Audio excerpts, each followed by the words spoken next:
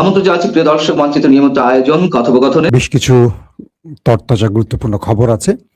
প্রথম গুরুত্বপূর্ণ খবরটা হলো ট্রাম্পের ডানা কেটে দেয়া হলো, হাতে শেকল পরিয়ে দেয়া হলো। অর্থাৎ পাগলা ট্রাম্প এবার শান্ত হবে। কারা করেছে? House of representative, Congress. পাশাপাশি আমেরিকা দাবি করেছিল মার্কিন বেজে ইরান যে হামলা করেছিল সেটা তারা ইন্টারসেপ্ট করেছে। কিন্তু ইরান যে নতুন ছবি দেখিয়েছে, স্যাটেলাইট ইমেজ, সেখানে দেখা গেছে মার্কিন বেজকে পুরো লন্ডভন্ড করে ফেলেছে ইরানের ড্রোন এবং মিসাইল। পাশাপাশি ডোনাল্ড ট্রাম্প ইরানের ব্যাপারে এবার সুর নরম করলেন। অন্যদিকে লেবানন এবং ইসরায়েলের মধ্যে যুদ্ধবিরতি ঘোষণা হয়েছে। এবার যুক্তরাষ্ট্র বলছে এটি স্থায়ী যুদ্ধবিরতি হতে যাচ্ছে। চলুন আরো যে খবরগুলো আছে একসাথে আপনাদের দেবার চেষ্টা করছি। প্রিয় দর্শক, প্রথম যে খবরটি দিয়ে শুরু করতে চাই সেটি হলো ইসরায়েল এবং লেবাননের মধ্যে থেমে থেমে হামলা পাল্টা হামলার যে ঘটনাগুলো ঘটছে, এরপর আমেরিকা দুপক্ষের মধ্যে একটি সমঝোতার চেষ্টা করে এবং বলা হচ্ছে যে দুই দেশকে যুদ্ধবিরতিতে পৌঁছতে বাধ্য করে। যদিও লেবানন পূর্বেই যুদ্ধবিরতির সকল নিয়ম মেনে চলেছিল, কিন্তু একটি দেশ সেই নিয়ম না মেনে বারবারই আক্রমণ করছিল। অবশেষে মার্কিন যুক্তরাষ্ট্রের প্রচেষ্টায় দুই দেশ স্থায়ী যুদ্ধবিরতির দিকে হাঁটছে এবং দুই দেশকে যুদ্ধবিরতির সকল নিয়ম মেনে চলার নির্দেশ দেওয়া হয়েছে। পাশাপাশি জুন মাসের মাঝামাঝি, অর্থাৎ এই মাসের মাঝামাঝি বা শেষ দিক পর্যন্ত তারা এই নিয়ম মেনে চলবে। এরপর দুই পক্ষই স্থায়ী যুদ্ধবিরতিতে যাত্রা করবে। অর্থাৎ সেখানে আরেকটি বৈঠকের মাধ্যমে এই দুই দেশের যুদ্ধবিরতির বিষয়টি স্থায়ী সিগনেচারের মাধ্যমে একটা স্থায়ী আইনের রূপ নেবে। আশা করা যায় ইসরায়েল এবং লেবাননের মধ্যে হামলা পাল্টা হামলা এবার বন্ধ হতে যাচ্ছে। 2 নম্বর গুরুত্বপূর্ণ খবর, মার্কিন যুক্তরাষ্ট্রের প্রেসিডেন্ট ডোনাল্ড ট্রাম্প তিনি তার ব্যক্তিগত 5টি প্রতিষ্ঠানকে দিয়ে তিনি একটি জরিপ পরিচালনা করছেন আসছে মধ্যবর্তী নির্বাচনে তার অবস্থা কি হতে পারে, তিনি জিতবেন না হারবেন। 5টি বেসরকারি সংস্থা যে রিপোর্ট ডোনাল্ড ট্রাম্পকে দিয়েছে সেখানে বলা হচ্ছে ডোনাল্ড ট্রাম্পের পরাজয়ের পার্সেন্টেজ 80%। অর্থাৎ আসছে নির্বাচনে ডোনাল্ড ট্রাম্প হারতে পারেন এই সম্ভাবনা প্রায় 80%। এই খবরের পর ডোনাল্ড ট্রাম্প বুঝতে পেরেছেন ইরান যুদ্ধ তার ক্যারিয়ারের 12টা বাজিয়ে 13টা বাজিয়ে ছেড়ে দিয়েছে। তিনি ইরানকে বলছেন এবং তার মধ্যস্থতার কমিটিকে বলছেন, আমি যুদ্ধবিরতিতে যেতে চাই, সব বাদ, এক ইউরেনিয়াম বা নিউক্লিয়ার ইস্যুটি ছাড়া সব বাদ, ইরানের সাথে আর কোনো বিরোধী নয়, এবার আমি যুদ্ধবিরতিতে যেতে চাই। যা যা হয়ে গেছে হয়ে গেছে, সব বাদ। হরমুজ টরমুজ সব বাদ। ইরান যদি হরমুজ দখল করে করুক, যেটা করার করুক, আমার আপত্তি নাই। একটা ইউরেনিয়াম এই একটি বিষয় না থাকলে আমার ফেস সেভিং হবে না, আমি কিচ্ছু বলতে পারবো না আমেরিকান জাতিকে, আর আমার মুখই তো থাকবে না। অর্থাৎ আমেরিকার গলা শুকিয়ে গেছে, বিটকয়েন নিচের দিকে পড়ে গেছে, সব মার্কিন অর্থনীতির মোটামুটি খবর করে ছেড়ে দিয়েছে। এক ইরান আমেরিকার যুদ্ধের ইরানের ভেতরে যে ক্ষতি হয়েছে তার বাইরের পুরো দুনিয়াব্যাপী ক্ষতিটা আমেরিকার হয়েছে।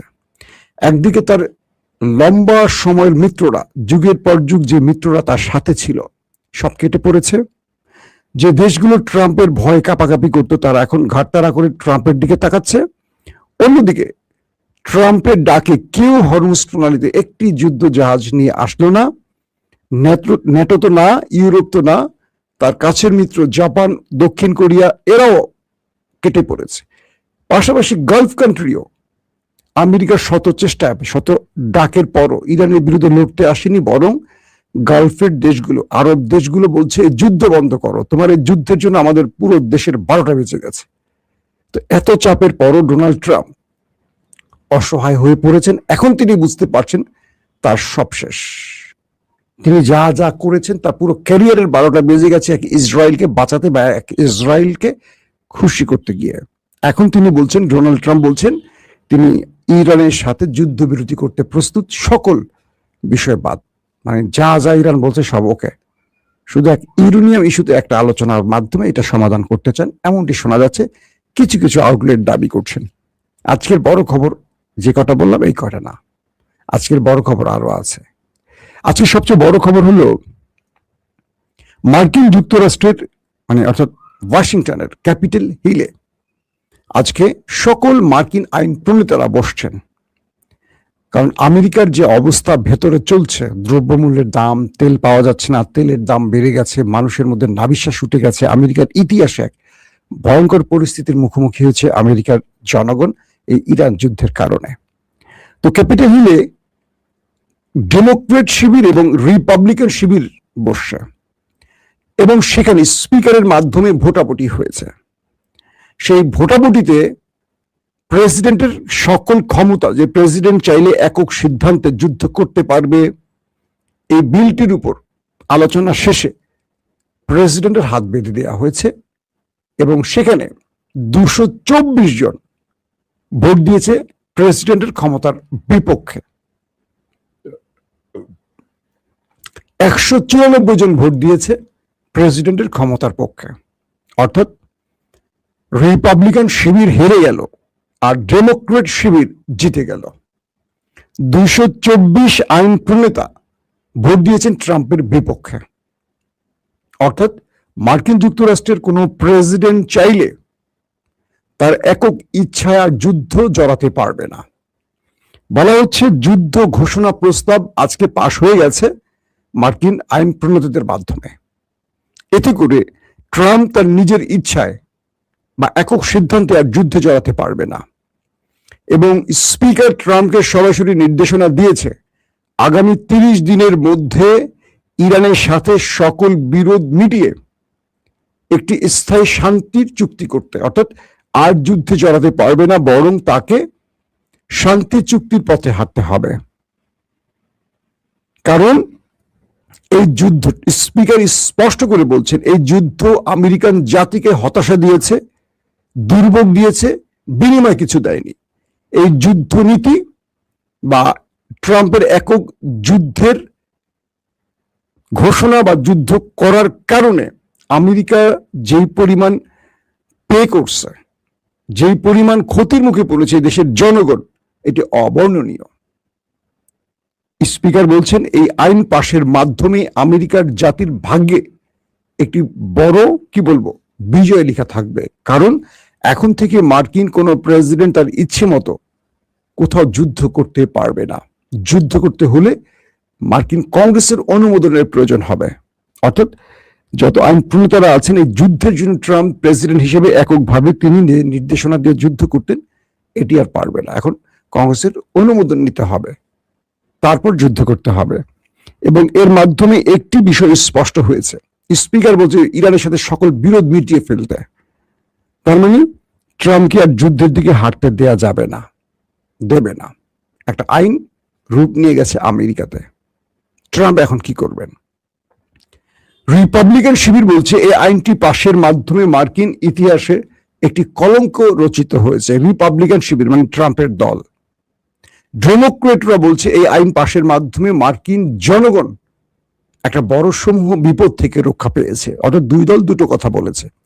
ট্রাম্প বলেছে এই আইন পাশের মাধ্যমে মার্কিন সেনাবাহিনীকে একটা কঠিন বিপদের মধ্যে ফেলে দেওয়া হয়েছে এবং মার্কিন সেনাবাহিনীকে অপমান করা হয়েছে।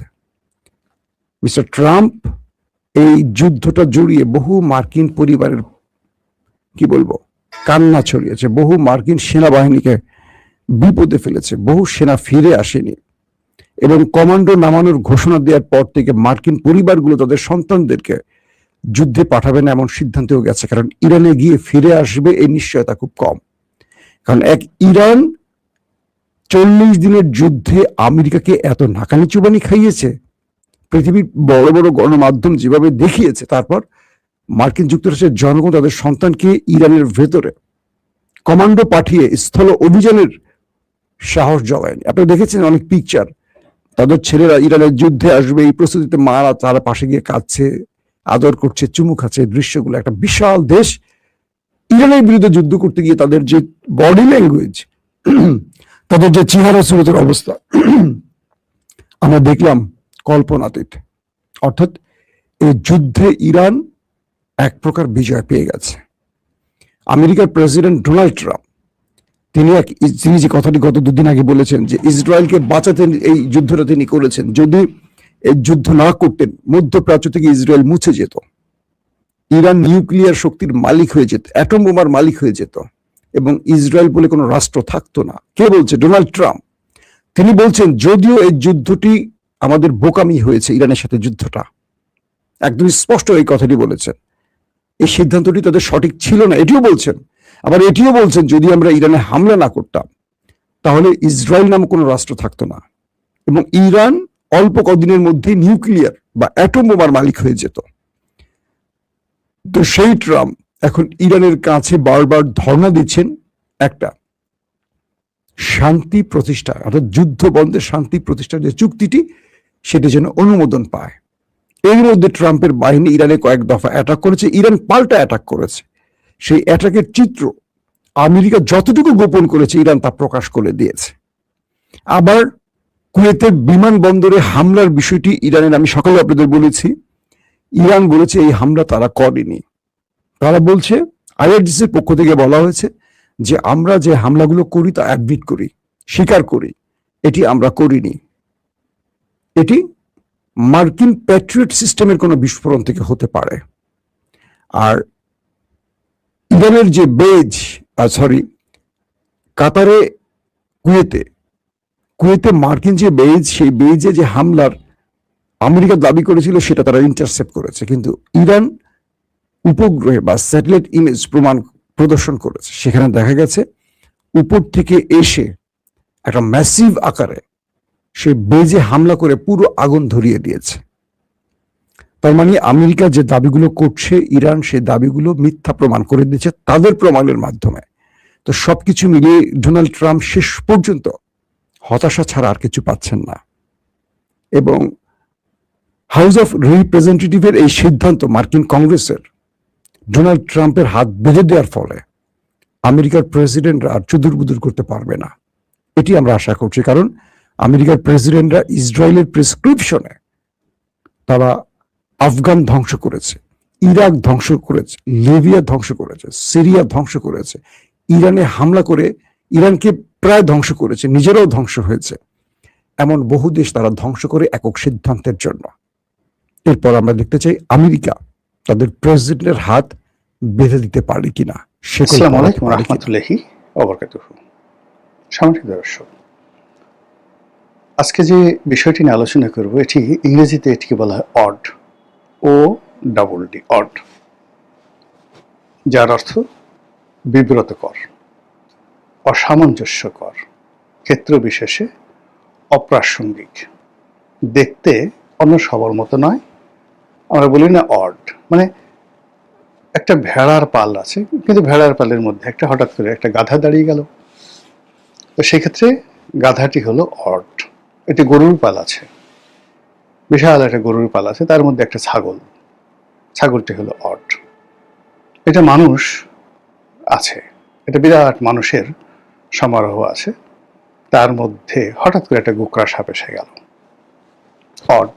এরকম যে তারেক রহমান সাহেব, যিনি বর্তমান প্রধানমন্ত্রী, দেশের একটা সবচেয়ে বড় দল, এখন যেহেতু ক্ষমতায় যারা থাকে তারাই বড় দল, তো সেই বড় দলের যিনি প্রধান ব্যক্তি, সভাপতি, চেয়ারম্যান, এখন তিনি কি নেতা হতে পারবেন বা নেতা হয়েছেন, এ ধরনের প্রশ্ন করাটাই তো একটা নির্বুদ্ধিতা, এটা বোকা।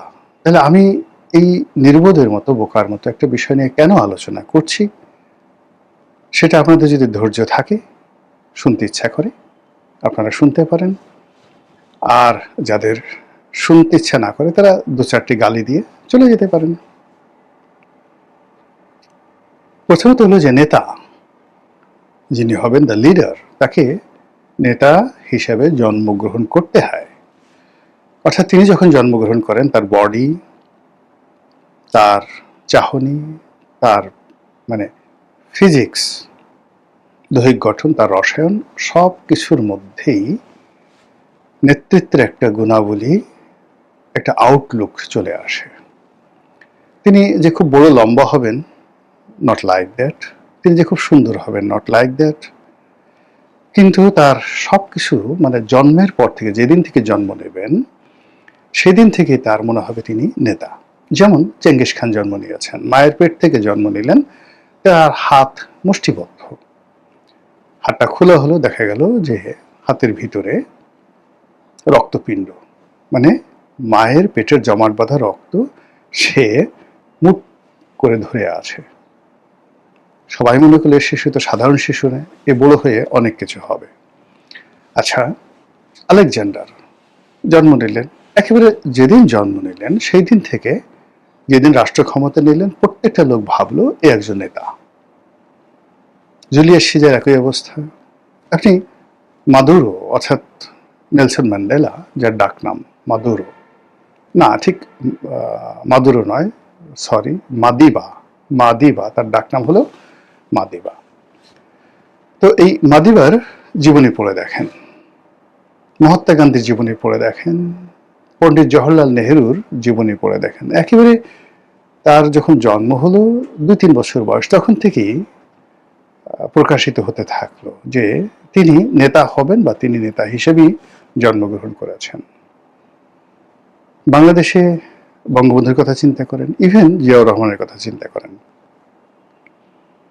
এই দুজন লোক মানে তারা শৈশব থেকেই ক্যাপ্টেন ছিলেন, ক্লাসের ক্যাপ্টেন ছিলেন, ভালো ছাত্র ছিলেন বা মন্দ ছাত্র ছিলেন, ফুটবল মাঠে মারামারির নেতৃত্ব দিতেন।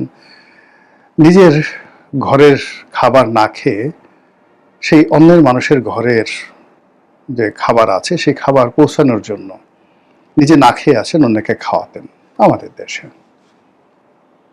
এভাবে নেপোলিয়ন বোনাপার্ট থেকে শুরু করে আমরা মাওলানা আবুল কালাম আজাদ, লিকওয়ান, ভারতের স্বাধীনতা সংগ্রামের যে সকল অগ্রগামী রয়েছে, স্যার আশুতোষ মুখোপাধ্যায় থেকে শুরু করে শরৎ বসু, নেতাজি সুভাষচন্দ্র বসু, পণ্ডিত জওহরলাল নেহরু, শেরেবাংলা একে ফজলুল হক, এরকম অসংখ্য নেতা নাম আপনারা বলতে পারবেন, যারা একেবারেই যেমন শেরেবাংলা ফজলুল হক, আমরা ছোটবেলা কি পড়েছি, তিনি তার বাড়ির পাশের যে নদীটি, সেই নদীটি ছাত্রে পার হতেন, কুমির ভরা ছিল। তিনি বই কেনার পরে 2-3 দিন পরে বইগুলো ছিঁড়ে ফেলে দিয়েছিলেন। বাবা জিজ্ঞেস করলো কেন ছিঁড়ে ফেলেছিল, বলে যে ওগুলো মুখস্থ হয়ে গেছে, আর এক সিট বই আনা হলো। তো তিনি বলে দিলেন, এই মাথা থেকে ওই মাথা পর্যন্ত মুখস্থ বলে দিলেন। এগুলো তো সত্য কথা। এখন আপনি দেখা গেল যে ক লিখতে কলম ভাঙেন 33টা, খ লিখতে আপনার হাঁটু ভেঙে যায়, গ উচ্চারণ করতে আপনার গলা ভেঙে যায়, মার খেতে খেতে ছোটকালে ট্রান্সলেশন, পার্টস অফ স্পিচ, মার খেতে খেতে ফেলু গদে হতে হতে আপনার জীবন শেষ হয়ে যায়। তো হঠাৎ করে আমরা আপনাকে বললাম যে oh my god, you are a big দার্শনিক, ফিলোসোফার, আপনার মতো কোনো জ্ঞানই নাই, আপনি যে লেখাপড়া করেননি। একটাই তো জ্ঞানের একটা প্রধান লক্ষণ। আপনি যদি আজ জ্ঞান অর্জন করতেন, লেখাপড়া করতেন, তাহলে কেউ না কেউ আপনাকে বলতে পারতো যে আমি তার শিক্ষক, আমি তাকে শিখিয়েছি। যেহেতু আপনি লেখাপড়া করেননি, এই জন্য স্বয়ং আল্লাহ হলেন আপনার শিক্ষক। কাজী হে নেতা, আপনাকে সালাম। এই ঘটনা কি আমাদের পৃথিবীতে ঘটে না? অহরহ ঘটে। তো এই যে নেতৃত্ব জন্মগ্রহণ করে, জন্মের পর থেকে সে ধীরে ধীরে যেখানে যে অবস্থায় থাকুক না কেন, সে অবস্থায় তিনি তার নেতৃত্বের প্রমাণ দেন শৈশব থেকে একেবারে জীবন পর্যন্ত। নেতার যে গুণাবলী, তিনি 1% নিজেকে নিয়ে চিন্তা করেন, 90% মানে 99% পৃথিবী নিয়ে, অন্য মানুষ নিয়ে, দেশ জাতি নিয়ে চিন্তা করেন। তিনি উপার্জন করেন, নিজে খান 1%, 99% অন্য মানুষকে খাওয়ান।